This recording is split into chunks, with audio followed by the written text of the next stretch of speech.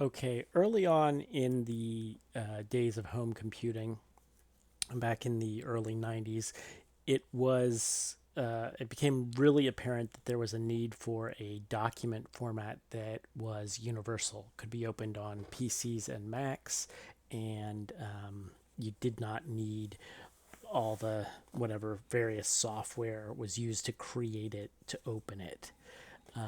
Adobe came up with the portable document format, PDF format, to fill that need.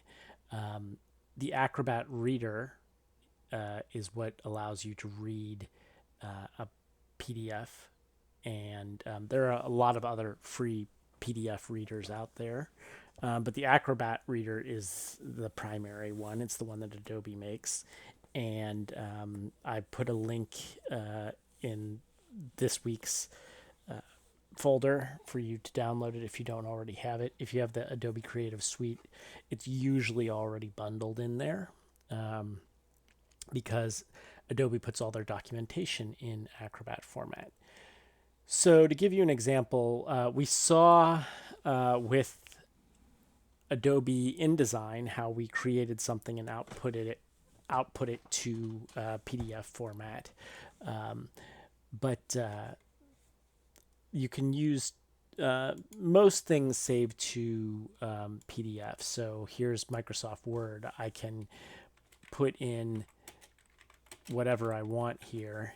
And when I go to save it, if I go File, Save As, one of the options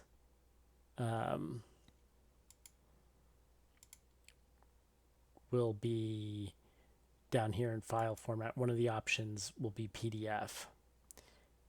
If you export it as a PDF, it's you can choose best for electronic distribution or best for printing. I'm just going to leave electronic distribution and say export. Sometimes this will pop up. Allow online file conversion to open and export to certain file types. To open and export to certain file types, Word needs to convert the file using a Microsoft Online service. I'd say allow, and then it's appeared here on the desktop. Quit out of Microsoft Word. Don't save. And if I double click that PDF to open it, it will open in Acrobat. We'll come back to that in a minute. I just want to show you that one of the great things um, about Acrobat is it doesn't matter what you create your document in. You can save it as a PDF generally. So just as an example, I open an Excel spreadsheet and I'm going to type in some stuff here. And say I want to print this.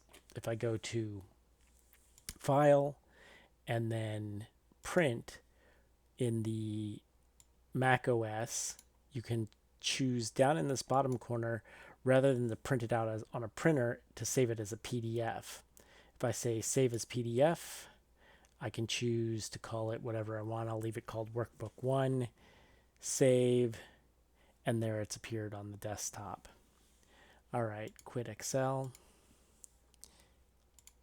Now, let's take a look at Acrobat.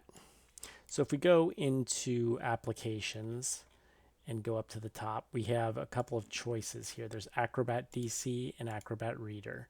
Acrobat Reader only allows you to read things. This is the free to everyone reader. So it doesn't let you actually do anything with the file. It just lets you read it. But you should, if you have the Creative Cloud or Creative Suite, it should have probably come with Adobe Acrobat itself. Acrobat, in its folder, there's three different things here. Acrobat Distiller, which is it's probably something you won't have to use. It's used for converting the older PostScript format documents into PDFs. PDF stands for Portable Document Format. Or there's also the uninstaller to remove it, and then there's Acrobat itself. So we could double click and open that, or I could just go to any PDF and it's set to be my default. And I can open up and we can look at what you can do in Acrobat. So on the home, you've got basically recent stuff that you've sent. Storage basically allows you to add other storage options. Your desktop, your cloud, you can link it to your box, Dropbox, OneDrive, or SharePoint. But what I really wanted to look at here was the tools. What can you do with it? So you can create or edit a PDF here. You can combine files. So if you have more than one PDF, you can turn them into one big document. You can organize the various pages. You can edit the PDF. Let's take a look at that. Say we wanted to edit this. Say I wanted to make this going in a different direction. I could grab it and bring it down there. Here's another one. Bring that down there. And bring this one down there. Say that's what I wanted it to look like. I can add text here if there's something else I wanted to write here. I can add an image. Basically, I could go find an image and add that in here. A link, I could crop the pages, add a header and footer, watermark it. The basic tools up here is save to the cloud, print it, email it, zoom in. The hand allows you to if you click and drag, you can push it up and down as if you were holding your hand on top of the page. You can view it at different sizes.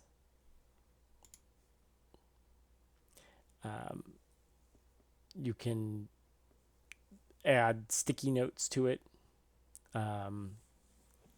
So that's basically some of the things you can do. In addition to creating and editing it, you can comment on it. So say someone has sent this to me and I want to add a comment on it and say that this should be an I, and then post that. And then anytime someone looks at this, if they roll over this, it says this should be an I. Also, you can highlight text if you want. You can underline text if you want. Oops, I still had that on highlight.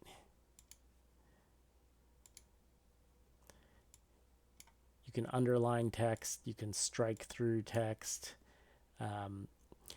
You can also there's a pencil tool here, so you can write stuff in here. And of course, an eraser to erase what you wrote if you don't like it.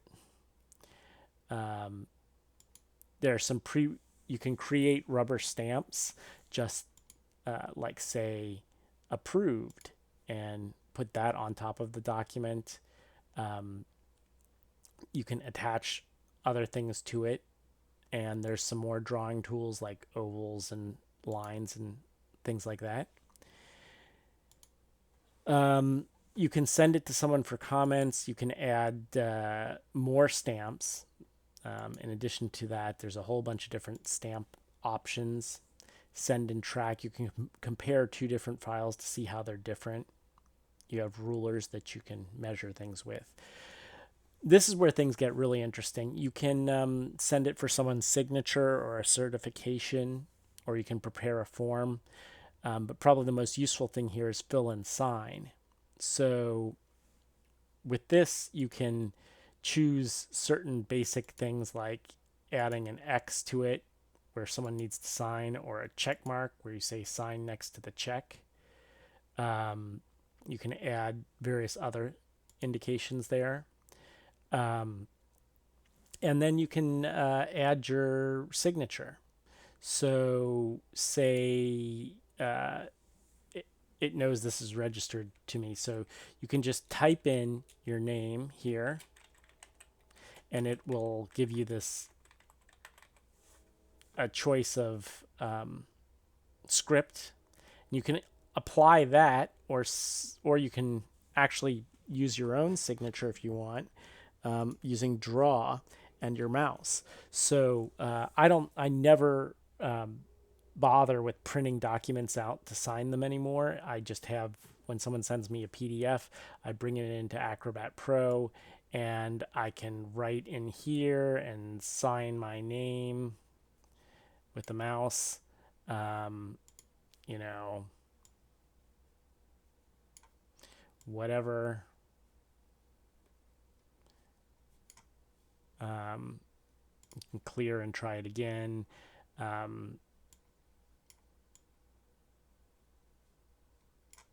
Whatever.